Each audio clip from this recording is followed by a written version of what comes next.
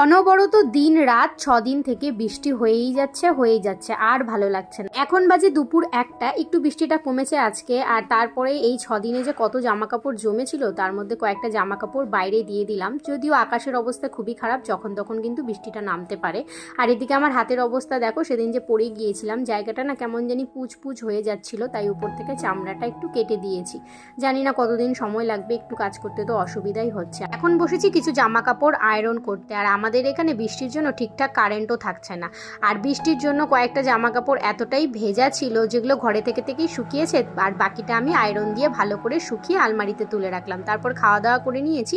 আর এখন বৃষ্টির জলটা একটু মানে কাছিয়ে দিচ্ছি, এক তো জায়গায় জায়গায় জমে আছে, পুরো শ্যাওলা পড়ে গেছে উঠোনে। তারপর বিকেলে একটু ঘুমিয়েছিলাম। আর এখন সন্ধে পেরিয়ে গেছে। আর সন্ধেবেলাতেই প্রতিদিন রাতে খাওয়ার জন্য আটাটা মেখে রাখি। আর তারপর সন্ধেবেলা সবাইকে চা দিয়ে দিয়েছি। আর আমি তো চা খাই না, তাই আমি খাচ্ছি কয়েকটা খেজুর।